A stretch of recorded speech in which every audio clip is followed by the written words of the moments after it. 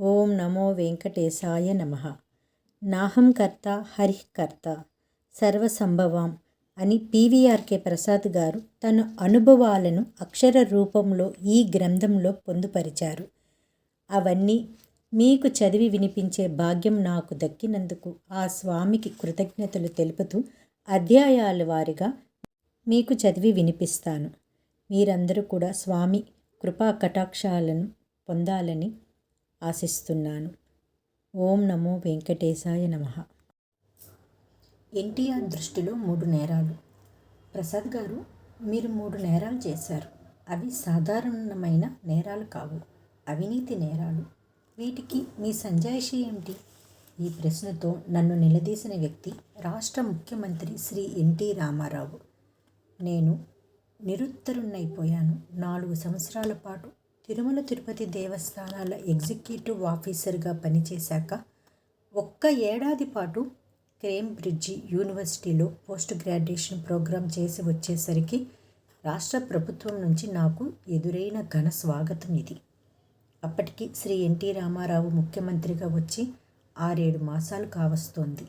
కాంగ్రెస్ ప్రభుత్వం పడిపోయి రామారావు గారి ఆధ్వర్యంలో తెలుగుదేశం ప్రభుత్వం వచ్చే సమయంలో నేను ఇండియాలో లేకపోవడం, ఇక్కడి ప్రభుత్వ వ్యవస్థలో వచ్చిన మార్పుల గురించి నాకు లోతుగా తెలియదు. ఇంగ్లాండ్ నుంచి తిరిగి రాగానే అప్పటిదాకా బయట ఉన్న నాకు ప్రభుత్వం ఇవ్వాల్సిన పోస్టింగ్ ఆర్డర్స్ వెంటనే రావేమో అన్నారు. క్రమంగా మిత్రుల ద్వారా తెలిసిందేమిటంటే ముఖ్యమంత్రి 25-30 మంది అధికారుల్ని సస్పెండ్ చేయబోతున్నారని. కొందరిని చేసేశారు కూడా. పరిపాలనలో అవినీతిని సమూలంగా పెకిలించి వేయాలంటే ముందు అవినీతి అధికారుల్ని కఠినంగా శిక్షించాలని ముఖ్యమంత్రి భావించారు. ఆశ్చర్యం కలిగించిన విషయం ఏమిటంటే ఆ 25-30 మందిలో నా పేరు కూడా ఉందట.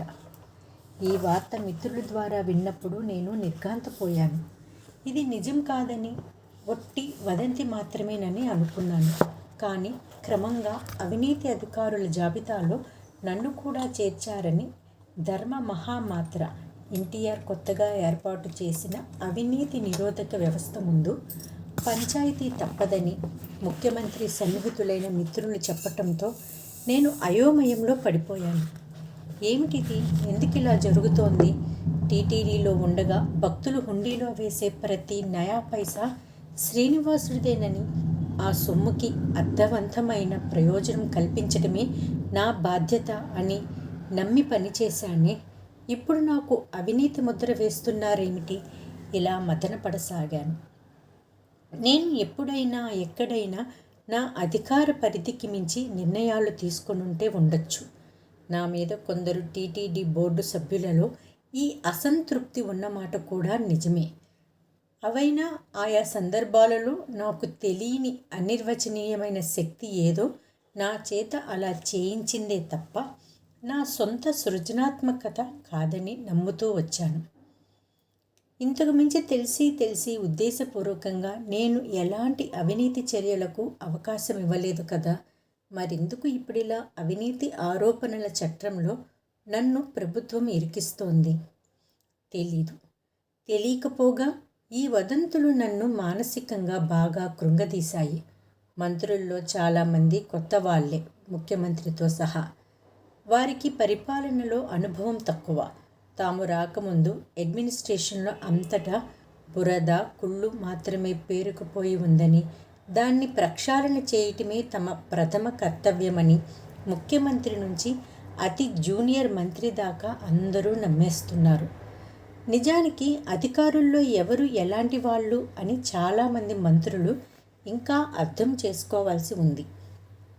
ఈ స్థితిలో మన మాట వినేవాడు లేడు, విన్నా నమ్మేవాడు, అర్థం చేసుకునేవాడు కూడా అక్కడ లేరు. దీంతో నా పరిస్థితి మరింత ఆగమ్యగోచరంగా తయారైంది. నా గురించి, నా పని విధానం గురించి క్షుణ్ణంగా తెలుసున్న నాయకులు పదవుల్లో లేరు. ఉన్న వాళ్ళకి తెలియకపోగా ఆ ముందు ప్రభుత్వంలో పనిచేసిన వాళ్ళంతా అప్పటి కస్మలాన్ని ఒంటి నిండా పులుముకొన్న వాళ్ళేనని అపారమైన నమ్మకం లేదా అనుమానాన్ని వెళ్ళగ్రక్కుతున్న వాళ్ళు. పోనీ నన్నెరిగిన సీనియర్ అధికారులు ఎవరన్నా ముఖ్యమంత్రికి చెప్పగలరా అంటే ఎవరు ధైర్యం చేసి నా తరపున వకాల్తా తీసుకొని ముఖ్యమంత్రితో మాట్లాడతారు? అవినీతి పరుల జాబితాలో నా పేరు ఉందన్న ప్రచారం నాలో విపరీతమైన నైరాస్యాన్ని పెంచేస్తోంది. నేను అవినీతి పరుణ్ణి కాదు అని ఎలుగెత్తి అరవాలనిపిస్తోంది. నా గురించి తెలుసున్న వాళ్ళెవరూ ముఖ్యమంత్రికి చెప్పగల వాళ్ళు కారు. పోనీ నాకుగా నేను వెళ్ళి చెప్పుకుందామా అంటే అసలు ప్రభుత్వం అంతవరకు నా మీద అవినీతి ఆరోపణలు ఏమిటో నాకు చెప్పనే లేదు. విషయం ఏమిటో తెలియకుండా నాకుగా నేను వెళ్ళినా ముఖ్యమంత్రి ఇంటర్వ్యూ ఇస్తారన్న గ్యారంటీ లేదు. పైగా అవినీతిపరుడు అని ప్రచారం చేయబడుతున్న వాడికి ఇంటర్వ్యూ ఇచ్చే స్థితిలో ఆ రోజుల్లో శ్రీ ఎన్టీ రామారావు ఉన్నారా? ఒక్కసారిగా నా స్థితి అంధకార బంధురమైపోయినట్లుంది. నాకు సన్నిహితులైన మిత్రులు రకరకాల సలహాలు ఇచ్చారు. నువ్వెందుకు ముఖ్యమంత్రిని కలవాలనుకుంటున్నావు? నీలాగే వివరణ ఇద్దామని మొన్న ఫలానా మన సీనియర్ వెళితే సీఎం అతని మొహం కూడా చూడలేదు. వదిలే, ఏమవుతుందో చూద్దాం. ఛార్జ్ షీటు ఫైల్ చేయాలి కదా, ఆ మహామాత్రో గీత్రో అప్పుడే చూసుకోవచ్చు. అందాక నీకు పోస్టింగ్ ఇవ్వడా? అది చూద్దాం. ఎన్ని కోర్టులు లేవు, ఎంతమంది గొప్ప అడ్వకేట్లు లేరు మనకి. ఇలాంటి సలహాలు చాలా వచ్చాయి. నా బాధ వ్యధ వాళ్ళకి అర్థం కావటం లేదు. కోర్టులు కేసులు వీటి గురించి నేను బెంగపడటం లేదు. నేను ఏం నేరం చేశానో నాకు తెలియదు, కానీ నా మీద ఒక దుష్ట ప్రచారం మాత్రం జరిగిపోతుంది. ఈ ప్రచారం నన్ను మానసికంగా దహించేస్తుంది. అకీర్తిం చాపి భూతాని కథయిష్యంతి తే వ్యయాం సంభావితస్య చ కీర్తిర్మరణాదతిరిచ్యతే. భగవద్గీత. ప్రజలెప్పుడు నీ అపకీర్తి గురించే చెప్పుకుంటారు. ఆత్మగౌరవం కల వ్యక్తికి అపకీర్తి అనేది మరణం కంటే దుర్భరమైంది. మామూలుగా తిరుపతిలో పనిచేసినంత కాలం ఇలాంటి స్థితి ఏది వచ్చినా గుడిలోకి వెళ్ళి శ్రీనివాసుడికి మొరపెట్టుకునేవాణ్ణి. అందుకే ఇప్పుడు కూడా ఇక్కడి నుంచే శ్రీనివాసుడికి ఓ నమస్కారం పెట్టి ధైర్యం చేసి నా జాయినింగ్ రిపోర్టు ప్రభుత్వానికి పంపించాను. పోస్టింగ్ ఇచ్చేది లేనిది దీంతో తేలిపోతుంది. ఆ జాయినింగ్ రిపోర్టు చీఫ్ సెక్రటరీ దగ్గర నుంచి చీఫ్ మినిస్టర్కి చేరుకుంది. ఏం జరగబోతోంది అన్న ఉత్కంఠ వెంటాడుతుండగా ఆ మర్నాడు ముఖ్యమంత్రి కార్యదర్శి శ్రీ మోహన్ కందా, ఇప్పటి చీఫ్ సెక్రటరీ నుంచి ఫోన్ కాల్ వచ్చింది. దాని సారాంశం, ముఖ్యమంత్రి మీతో మాట్లాడాలనుకుంటున్నారు. సంభ్రమాశ్చర్యాల మధ్య ఆ మర్నాడు నేను ముఖ్యమంత్రి శ్రీ ఎన్టీ రామారావుని కలవటానికి మొట్టమొదటిసారిగా వెళ్ళాను. ఈ హైదరాబాదులో సెక్రటేరియట్ మధ్యలో ఉండి చీఫ్ మినిస్టర్ కార్యాలయంలోకి వెళ్ళగానే అక్కడి సిబ్బంది నన్ను రామారావు గారి ప్రైవేట్ రూమ్లోకి తీసుకువెళ్లారు. ముఖ్యమంత్రి ఏం మాట్లాడబోతున్నారు? ఎలాగూ నా మీద ఆరోపణలు వచ్చేశాక ఆయన ఇంకా అడిగేదేమిటి? ఒకవేళ ఆయన ఏమీ అడగకపోతే నేనేం చేయాలి? నాకుగా నేను ఏమన్నా చెప్పాలా వద్దా? ఇలా నాలో నేను తర్కించుకుంటుండగా కొంతసేపటి తర్వాత ముఖ్యమంత్రి ఆ గదిలోకి ప్రవేశించారు. నేను లేచి నమస్కారం సార్ అనే లోపల ఆయన పలకరించి కూర్చోండి అంటూ తను ఓ సోఫాలో కూర్చున్నారు. ఆయనే సీరియస్గా సంభాషణ ప్రారంభించారు. ప్రసాద్ గారు, మీ గురించి చాలా విన్నాం. ఏమని సార్? మంచిగానా చెడుగానా? 2 రకాలుగానూ విన్నాం సార్. మంచిగా ఏం విన్నారని తెలుసుకోవాలన్న ఆసక్తి నాకు లేదు. మీకు అభ్యంతరం లేకపోతే నా గురించి చెడు ఏం విన్నారో చెబితే అన్నాను. కానీ ఏం వినాల్సి వస్తుందోనన్న గుబులు మాత్రం పోలేదు. క్షణకాలం కళ్ళు మూసుకొని తిరుమల శ్రీనివాసుణ్ణి తలుచుకున్నాను. అక్కడి నుంచి ముఖ్యమంత్రి రామారావు గారి సంభాషణ ధోరణిలో మార్పు వచ్చింది. ఆయన భాష మర్యాదపూర్వకంగానే ఉన్న ప్రశ్నలు పదునుగా, సూటిగా, నిష్కర్షగా ఉన్నాయి. మీరు 3 పెద్ద నేరాలు చేశారని మా దృష్టికి వచ్చింది. మీ మీద మాకు వచ్చిన ఫిర్యాదులలో మొదటిది, మీరు టీటీడీ నిధుల్లోంచి లక్షల రూపాయల్ని వేలాది బ్రాహ్మణులకు దారాదత్తం చేశారట కదా. ఈ ప్రశ్న వింటూనే నాకు నవ్వొచ్చింది. నవ్వు ఆపుకొని, నేను వివరణ ఇవ్వచ్చా సార్ అని అడిగాను. తప్పకుండా. ఈ ఆరోపణ కొంతమేరకు నిజం. నా హయాంలో టీటీడీ అమలు చేసిన కొన్ని పథకాల వల్ల బ్రాహ్మణులు లబ్ధి పొందారు.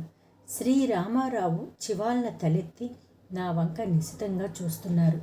వేద రక్షణ, శాస్త్ర రక్షణ అనే 2 పథకాలు నేను ఎగ్జిక్యూటివ్ ఆఫీసర్గా ఉండగా ప్రవేశపెట్టాం. ఎవరైతే 12 నుంచి 16 సంవత్సరాల పాటు నిర్విరామంగా వేదాధ్యయనం చేసి ఘనాపాఠీలుగా, క్రమాపాఠీలుగా గుర్తింపు పొంది ఉన్నారో అలాంటి వేద పండితులు తమకు సమీపంలోని ఆలయంలో సమాజ సంక్షేమం కోసం రోజుకి 8 గంటల వంతున వేద పారాయణ చేసిన పక్షంలో వాళ్ళకి నెలకి 600 నుండి 800 రూపాయల వరకు గౌరవ వేతనాన్ని టీటీడీ చెల్లిస్తుంది. అయితే ఈ పథకాన్ని కంచి పీఠాధిపతులైన శ్రీ చంద్రశేఖరేంద్ర సరస్వతి స్వామి వారి సలహా మేరకు రాష్ట్ర ప్రభుత్వ ఆమోదంతో టీటీడీ అమలు చేసింది. ఇలాంటి పథకాన్ని రాష్ట్రంలో అమలు చేయటం అదే మొదటిసారి. నేను టీటీడీలో చేరటానికి 2-3 ఏళ్ల క్రితమే ఇలాంటి పథకానికి శ్రీకారం చుట్టాలని ప్రయత్నం జరిగింది. అప్పటి రాష్ట్ర ప్రభుత్వం కూడా ఆ పథకాన్ని ఆమోదించింది. అయితే ఆ పథకం దేవాదాయ ధర్మాదాయ శాఖ కమిషనరేట్ ఆధ్వర్యంలో అమలు జరగాల్సి ఉంది. ఏ కారణం వల్లనో వాళ్ళు అమలు చేయలేక దాన్ని టీటీడీకి అప్పగించారు. ఇందులో నేను చేసిన నేరం ఏమన్నా ఉందంటే అది ప్రభుత్వ ఆదేశాలను తూచా తప్పకుండా అమలు చేయాలని యత్నించడమే అంటూ ఆగాను. రామారావు గారు సాలోచనగా ఓహో అన్నారు. అన్నట్లు అసలు విషయం చెప్పడం మర్చిపోయాను సార్. అలా ఈ వేద రక్షణ, శాస్త్ర రక్షణ పథకాల కింద నెలకి 600 నుంచి 800 రూపాయల గౌరవ వేతనాలు పొందటానికి అర్హులైన ఘనాపాఠీలు, క్రమాపాఠీల సంఖ్య వేలల్లో లేదు సార్. వాళ్ళంతా కలిపి 370 మంది ఉంటారు. ప్రభుత్వోద్యోగాలలో 10వ క్లాసు కూడా చదవని ప్యూను నెలకి 2000 సంపాదించుకుంటుంటే 16 ఏళ్ల పాటు నిరంతర సాధన ద్వారా వేదాలను అభ్యసించడం అంటే ఇంచుమించు ఒక స్పెషలైజ్డ్ సబ్జెక్టులో పోస్ట్ గ్రాడ్యుయేషన్ చేయటం లాంటిది. అలాంటి పండితులు ప్రతి ఒక్కరూ రోజుకి 8 గంటల చొప్పున సమాజ శ్రేయస్సు కోసం తమ కంఠ నరాలు తెగిపోయేలా ఉచ్చస్వరంలో వేద పఠనం చేస్తే వాళ్ళకి మేమిచ్చింది 600 నుంచి 800 రూపాయలు. అది నెలసరి గౌరవ వేతనమే. ఇదంతా రికార్డ్స్లో ఉంది సార్, మీరు తెప్పించి చూడవచ్చు. మీ దృష్టికి వచ్చిన నేరం ఇదే అయినట్లయితే ఆ పథకం అమలు చేసిన నేరస్తుణ్ణి నేనే. ముఖ్యమంత్రిలో ఏ మార్పు లేదు. ఊహు అంటూ తల పంకించి నేను చేసిన 2వ నేరం గురించి అడిగారు. మీరు తిరుమల కొండ మీద పాపనాశనం డ్యామ్ నిర్మాణం విషయంలో కాంట్రాక్టు నిబంధనల్ని కాంట్రాక్టర్లకు అనుకూలంగా సవరించేసి లక్షలాది రూపాయలు లంచం తీసుకున్నారని విన్నాం.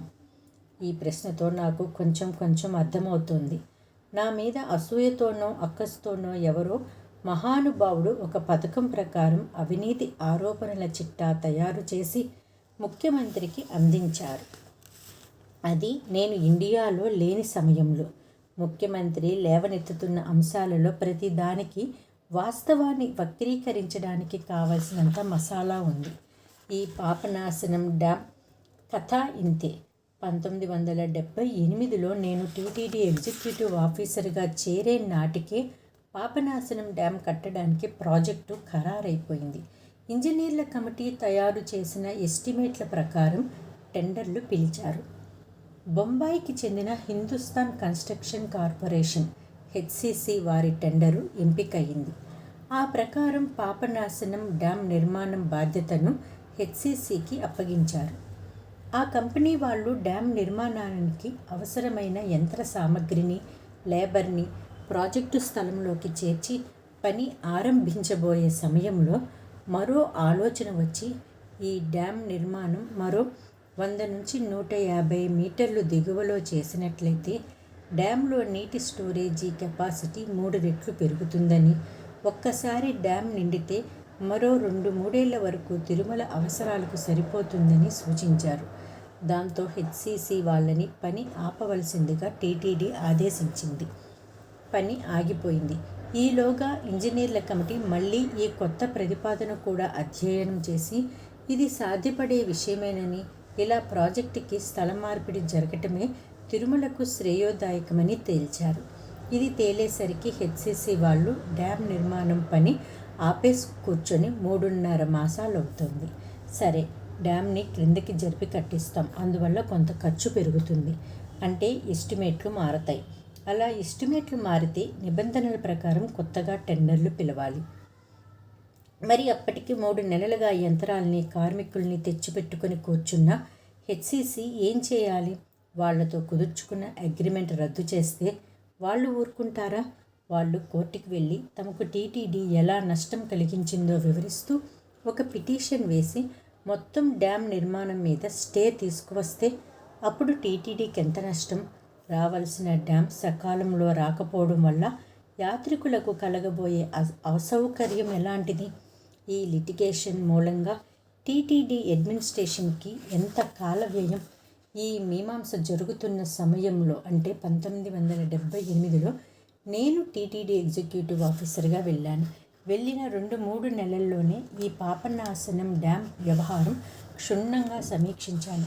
తరచూ తిరుమల తీవ్రమైన నీటి కొరతకు గురవుతున్న నేపథ్యంలో ఈ డ్యామ్ నిర్మాణం సత్వరం పూర్తి చేయాలంటూ ఇంజనీర్ల కమిటీ చేసిన సూచన కూడా పరిశీలించాను. ఈ వాస్తవ పరిస్థితిని పర్సన్స్ ఇన్ఛార్జ్ కమిటీ ముందు పెట్టాను.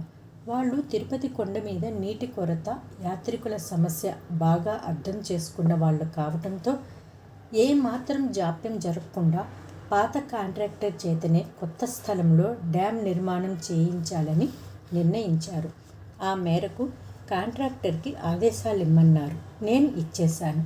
ఒక పక్క డ్యామ్ నిర్మాణం జరుగుతుండగా డ్యామ్ ప్రాజెక్టు స్థలాన్ని మార్చడం వల్ల పెరిగే రేట్ల గురించి చర్చించడానికి 5 రాష్ట్ర ప్రభుత్వ చీఫ్ ఇంజనీర్లతో ఒక కమిటీ వేశాం. ఈ కమిటీ తన రిపోర్టును టీటీడీ పర్సన్స్ ఇన్ఛార్జీ కమిటీ ముందు పెట్టాలని, ఆ రిపోర్టుని రాష్ట్ర ప్రభుత్వ ఆమోదానికి పంపాలని అనుకున్నాం. ప్రభుత్వ ఆమోదం వచ్చాకనే కొత్త రేట్లు అమల్లోకి వస్తాయని, అంతవరకు పాత రేట్ల ప్రకారమే డ్యామ్ నిర్మాణపు బిల్లులు చెల్లించడం జరుగుతుందని నేను హెచ్సిసి వాళ్ళకి స్పష్టం చేశాను. వాళ్ళు కూడా ఈ డ్యామ్ నిర్మాణం ఒక దైవ కార్యంగా భావిస్తూ ఆ షరతుకి అంగీకరించే పని మొదలుపెట్టారు. ఫలితంగా 2 సంవత్సరాల కాలంలో పూర్తి కావాల్సిన డ్యామ్ నిర్మాణం కేవలం ఏన్నర్థం కాలంలోనే పూర్తయింది. అంతేకాదు 1980లో ప్రారంభోత్సవం కూడా జరిగిపోయింది. ఈ కథంతా ముఖ్యమంత్రి రామారావు గారికి పూసగుచ్చినట్లు వివరించాను. సార్, నా చొరవ కారణంగా పని నిలిచిపోకుండా, లిటిగేషన్లలో పడకుండా అతి వేగంగా రికార్డు టైంలో పూర్తయింది.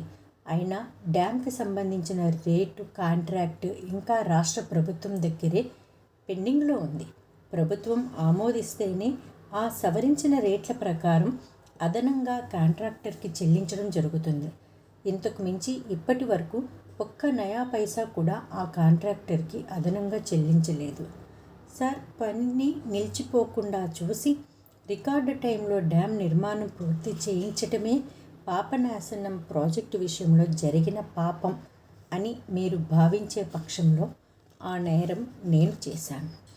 ఈ జవాబు తర్వాత కొన్ని క్షణాల పాటు మా ఇద్దరి మధ్య నిశ్శబ్దం తాండవించింది. రామారావు గారు అక్కడితో ఆపలేదు. మరి శ్రీనివాసుడికి వజ్ర కిరీటం చేయించే సాకుతో మీరు వజ్రాలు స్వాహా చేసిన విషయం ఏమిటి? కస్టమ్స్ వజ్రాలు వద్దని ప్రైవేటుగా వజ్రాలు కొన్నారట కదా. మీ ఇంటి మీద దాడి చేస్తే మీ పరుపుల్లోనూ తలగడల్లోనూ వజ్రాలు కుప్పలు తెప్పలుగా దొరుకుతాయంటున్నారు. ఈసారి నేను నవ్వు ఆపుకోలేకపోయాను. నేను నవ్వటం చూసి ముఖ్యమంత్రి దిగ్భ్రాంతి చెందారు. కానీ నేను నవ్వకుండా ఉండలేకపోయాను. ఎందుకంటే ఆ వజ్ర కిరీటం విషయంలో వజ్రాల కొనుగోలుకి హాలండ్ వెళ్ళి వజ్రాల మొహం చూసే అవకాశం రాకుండానే నాకు టీటీడీ నుంచి బదిలీ అయిపోయింది. వజ్రాలు కొనుగోలులో పాల్గొనే అవకాశం నా తరువాత ఎగ్జిక్యూటివ్ ఆఫీసర్ శ్రీ కుమారస్వామి రెడ్డికి దక్కింది. ఇప్పుడు సంజాయిషి ఇచ్చుకునే మహద్భాగ్యం నాకు దక్కింది. ఏ స్వామివారి విగ్రహానికి అలంకరింపజేయడం కోసం ఈ వజ్ర కిరీటాన్ని డిజైన్ చేయించానో ఆ స్వామిని ఒక్కసారిగా తలుచుకొని జరిగిందంతా యథాతథంగా వివరించాను. తిరుమల వెంకటేశ్వరుడికి వజ్ర కిరీటం చేయించే కార్యక్రమం నేను రూపొందించిన మాట నిజమే. ఆ వజ్ర కిరీటానికి కొన్ని వేల వజ్రాలు కావాలి. కిరీటానికి డమ్మీ మోడల్స్ తయారు చేయించాం. నిజమైన వజ్ర కిరీటం తయారీకి ఎస్టిమేట్లు తయారు చేయించటమే కాక కిరీటంలోకి వజ్రాల్ని బహు చాకచక్యంగా పొదిగే నిపుణుల్ని కూడా ఎంపిక చేశాం. ఆలయం లోపలే కట్టుదిట్టమైన భద్రతా ఏర్పాట్ల మధ్య కిరీటంలోకి వజ్రాలు పొదిగే పనిని పర్యవేక్షించటానికి జ్యువెలరీ నిపుణులతో ఒక కమిటీ వేశాం. ఇక మిగిలిందల్లా వజ్రాలు సేకరించటమే. ఆ సమయంలో ప్రధానమంత్రి ఇందిరాగాంధీ తిరుమల వస్తే ఆవిడకు కూడా ఈ మోడల్స్ చూపించి వజ్రాలను దొంగ రవాణా చేస్తుంటే పట్టుకున్నప్పుడల్లా కస్టమ్స్ శాఖ వాళ్ళు స్వాధీనం చేసుకునే వజ్రాలు చాలా ఉంటాయని, వాటిల్లోంచి కొన్ని వజ్రాలు స్వామి కిరీటానికి ఇప్పించవలసిందని ఆమెను అభ్యర్థించాను.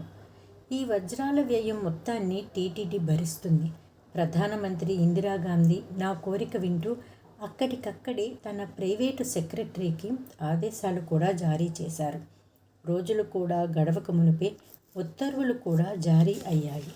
అలా ఉత్తర్వులు జారీ అయిన వారం రోజుల్లోనే ప్రధానమంత్రి ప్రిన్సిపల్ సెక్రటరీ శ్రీ కృష్ణస్వామి రావు సాహెబ్ నాకు టెలిఫోన్ చేసి కస్టమ్స్ శాఖ స్వాధీనం చేసుకున్న స్మగుల్డ్ వజ్రాలను స్వామివారి కిరీటానికి వాడకండి ప్రసాద్ అంటూ హెచ్చరించారు. అదేమిటి, మొన్న ఉత్తర్వులు జారీ చేసి ఇప్పుడు ఆ కస్టమ్స్ స్వాధీనం చేసుకున్న వజ్రాలు వాడద్దంటున్నారు అని ఆశ్చర్యపోయాను. ఇలా జరిగిందంతా చెబుతుండగా ఇక్కడికి వచ్చేసరికి నా గొంతు తడారిపోయింది. ఎక్స్క్యూజ్ మీ సార్ అంటూ మంచినీళ్లు తాగాను. రామారావు గారు కూడా ఉండబట్టలేక ఎందుకు కస్టమ్స్ వారి వజ్రాలు వాడద్దన్నారు అంటూ ఉత్కంఠతో అడిగారు. రావు సాహెబ్ గారు చెప్పింది ఏమిటంటే, సార్, స్మగ్లర్లు వజ్రాల్ని చాలా వరకు మర్మాంగాల్లో దాచి స్మగుల్ చేస్తుంటారు.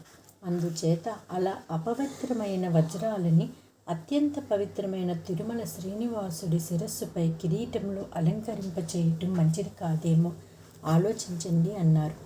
ఇది ప్రధానమంత్రి గారి దృష్టికి కూడా వెళ్ళిందని, వారు కూడా వద్దన్నారని అన్నారండి. ఓహ్, అలాగా అంటూ ముఖ్యమంత్రి శ్రీ ఎన్టీ రామారావు గారు కొద్ది క్షణాలు కళ్ళు మూసుకున్నారు.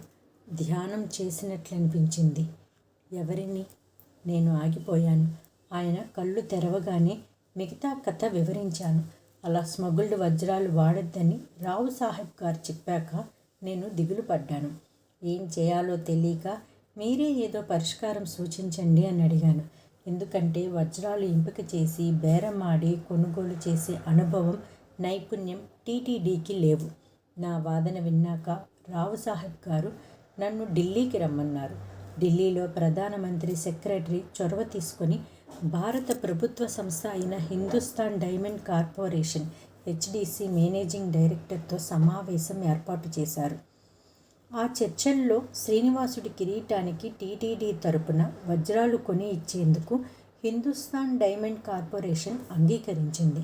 ఆ అంగీకారం ప్రకారం పూర్తి పారదర్శకత పాటిస్తూ వజ్రాల ఎంపిక ఎలా చేయాలి, ఎంత సమగ్రంగా ప్రతి వజ్రానికి నాణ్యత పరీక్ష జరగాలి, వాటి నాణ్యతని, విలువని థర్డ్ పార్టీ చేత ఎలా మదింపు చేయించాలి, ఇన్సూరెన్స్ ఎక్కడి నుంచి ఆరంభించి ఎక్కడి దాకా చేయించాలి, రవాణాలో భద్రతా చర్యలు ఎలా ఉండాలి వగైరా అన్ని అంశాలని క్షుణ్ణంగా చర్చించి ఖరారు చేయడం జరిగింది.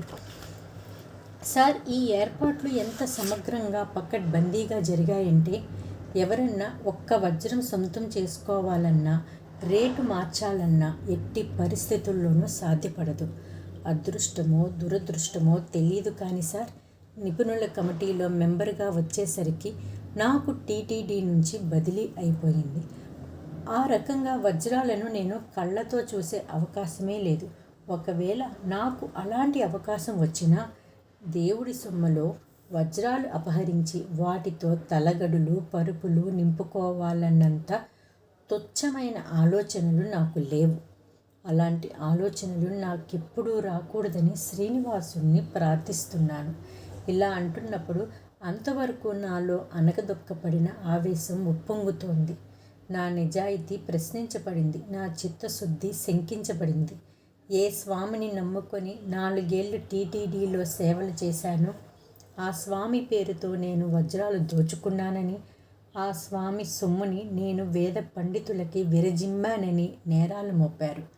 అవినీతిపరుల చిట్టాలోకి ఎక్కించారు. అప్పటికే రామారావు గారు ప్రశ్నలు వేయటం ఆపి ఆలోచనలో పడిపోయారు. కానీ నాలో రక్తం సలసలా మరిగిపోతుంది. అసలు జరగని, నేను చేయని నేరానికి నన్ను నేరస్తుడిలా చిత్రీకరిస్తున్నారు. ఒక్కసారిగా తిరుమల ఆలయంలో శ్రీనివాసుడి ముందు మోకరిల్లి, స్వామి నాకెందుకు ఈ శిక్ష అంటూ మొరపెట్టుకున్న భావనతో కళ్ళు మూసుకున్నాను. ఆ దివ్య మంగళ రూపం నుంచి ప్రసరిస్తున్న కాంతి కిరణాలు నాకు సోకినట్లనిపించింది. అంతే, భళ్ళున నాలో ఆవేశం కట్టలు తెంచుకుంది. ఒక్కసారిగా లేచి నిలబడ్డాను. సార్, మీకు నా గురించి ఎవరెవరో ఏం చెప్పారో నాకు తెలీదు. తెలుసుకోవాలన్న తాపత్రయం నాకు లేదు. టీటీడీలో పనిచేసినంతకాలం ప్రతి క్షణం నాలో ప్రతి అణువు ఆ స్వామి సేవకే అంకితమయ్యాయి. నేను ఏం చేసినా స్వామి ప్రేరణతోనే చేశానని, చేసిన ప్రతి పని ఒక సదాశయంతోనే చేశానని, స్వార్థరహితంగా పనిచేశానని నా మనస్సాక్షికి తెలుసు, ఆ స్వామికి తెలుసు. నేను ఉద్దేశపూర్వకంగా ఎలాంటి తప్పు చేయలేదు. మంచి పనులు చేయాలి అన్న ప్రేరణ స్వామి నుంచి నాకు కలిగినప్పుడల్లా అది నా విద్యుక్త ధర్మంగా భావించి చేశానే తప్ప గవర్నమెంట్ రూల్స్, రెగ్యులేషన్స్ గురించి ఆలోచించలేదు. మీకు ఎవరెన్నెన్ని ఆరోపణలు చేసినా, మీరు నా మీద ఎన్ని వందల విచారణలు జరిపించినా, నా చిత్తశుద్ధిని, నిజాయితీని ఆ శ్రీనివాసుడు ఆమోదించినంతకాలం ఈ గవర్నమెంటు నాలో ఒక్క వెంట్రుక కూడా కదిలించలేదు. ప్రతి పనిలో, ప్రతి ఆలోచనలో, ప్రతి కదలికలో ఆ స్వామినే చూశాను. ఏం చేసినా, ఏం చేయగలిగినా ఆయనే చేయిస్తున్నాడని నమ్మాను. నేను నేరస్తున్నని నమ్ముతుంటే నా కంఠం గాద్గదికమైపోయింది. ఆ ఉద్వేగంలో నాకు తెలియకుండా నా కళ్ళ వెంబడి కన్నీళ్లు కారిపోతున్నాయి. శిక్ష అనుభవించటానికి నేను సిద్ధంగా ఉన్నాను. అది కూడా స్వామి ప్రసాదమే అనుకుంటాను. దాన్ని తప్పించడం ఎవరి వల్ల కాదు. రామారావు గారు నన్ను అలా చూస్తూనే ఒక్కసారిగా నిర్ఘాంతపోయారు. క్షణాల్లో తెప్పరిల్లి లేచి నా దగ్గరకు వచ్చి నా 2 చేతులు పట్టుకొని అనునయంగా మాట్లాడుతూ, ప్రసాద్ గారు, ఏమిటిది, స్థిమితపడండి అన్నారు. నా భుజాల మీద చేయి వేసి ప్రసన్నత ఉట్టిపడే వదనంతో నా మొహంలోకి చూస్తూ, మేమడిగినవన్నీ మీ మీద మాకున్న అభిప్రాయాలు అని చెప్పలేదే, మా దృష్టికి ఎవరో తీసుకువచ్చిన ఆరోపణలు. పరిపాలనకి మేము కొత్త, ఎవరినో ఒకరిని నమ్మాలి కదా. మీ గురించి చాలామంది చాలా గొప్పగా చెప్పారు. నేను రాజకీయాల్లోకి రాకమునుపు టీటీడీలో మీ పనితీరుని చూసి ముగ్ధులైన వాళ్ళలో నేను ఒకణ్ణి. అయినా ఇప్పుడు అడ్మినిస్ట్రేషన్లోకి వచ్చేసరికి ఆరోపణలు వినకుండా ఉండలేం. ఇలా అంటూ ఆయన కంది మల్లాయపల్లెలో వారి చిత్రం వీర బ్రహ్మేంద్ర స్వామి షూటింగ్ సమయంలో తగిన గెస్ట్ హౌస్ ఏమీ లేక ఇబ్బందులు పడుతుంటే వారి తరపున బివి మోహన్ రెడ్డి, ఇప్పటి మంత్రి, వచ్చి నన్ను రిక్వెస్ట్ చేయడం, నేను వెంటనే చొరవ తీసుకొని కందిమల్లాయిపల్లిలో నిర్మాణంలో ఉన్న టీటీడీ సత్రపు నిర్మాణాన్ని ఆగమేఘాల మీద జరిపించి 1 ఏడాది కాలంలో పూర్తి కావలసిన దాన్ని 2 నెలల్లో పూర్తి చేయించి షూటింగ్ అవసరాలకి అద్దెకివ్వడం విషయాన్ని ఆయన గుర్తు చేసుకున్నారు. ఇంకా నా ఉద్వేగం తగ్గలేదు. అది గమనించి రామారావు గారు మరోసారి నా చేయి తన చేతుల్లోకి తీసుకుంటూ, ఈ ఆరోపణలన్నీ మేం నమ్ముతున్నామనుకోవద్దు. అయితే మీకు పోస్టింగ్ ఇవ్వకుండా ఉంచి విచారణకు ఆర్డర్ చేయడం కన్నా ముందుగా ఒకసారి మీతో నేను మాట్లాడి మీ వాదన వినాలని మీ సెక్రటరీలు మోహన్ కందా బెనర్జీ పదే పదే నాకు సలహా ఇచ్చారు. అందుకే మిమ్మల్ని కలిసి మాట్లాడాలనుకున్నాం. మా సందేహ నివృత్తి చేసుకోవాలనుకున్నాం. మరోసారి నా కళ్ళు చెమ్మగిల్లాయి. ఈసారి రామారావు గారి నిష్కల్మషమైన మాటలు విన్నందుకు. అయినా సరే నేను ఊరుకోక, సార్, మీరు నా మీద విచారణ జరిపించి మీరు సంతృప్తి చెందాకే నాకు పోస్టింగ్ ఇవ్వండి. పోస్టింగ్ కన్నా అపవాదుల నుంచి బయటపడడమే నాకు ముఖ్యం. రామారావు గారు చిరునవ్వు నవ్వారు. మరోసారి భుజం తట్టి పంపించారు. విచిత్రం, మరో గంటలోనే నాకు పోస్టింగ్ ఆర్డర్స్ వచ్చాయి. నేను ఇంగ్లాండ్ వెళ్ళక ముందున్న Andhra Pradesh state cooperative bank managing director పోస్టులోనే మళ్ళీ వేశారు.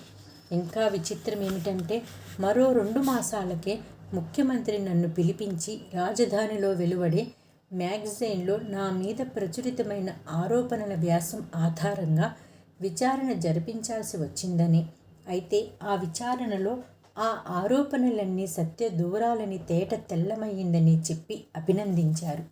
అప్పుడే ఆయన నన్ను సమాచార పౌర సంబంధాల చలనచిత్ర అభివృద్ధి సాంస్కృతిక శాఖల కమిషనర్గా, అంటే రాష్ట్ర ప్రభుత్వానికి ఆయా శాఖలలో ఎక్స్ అఫీషియా సెక్రటరీగా కూడా నియమించారు.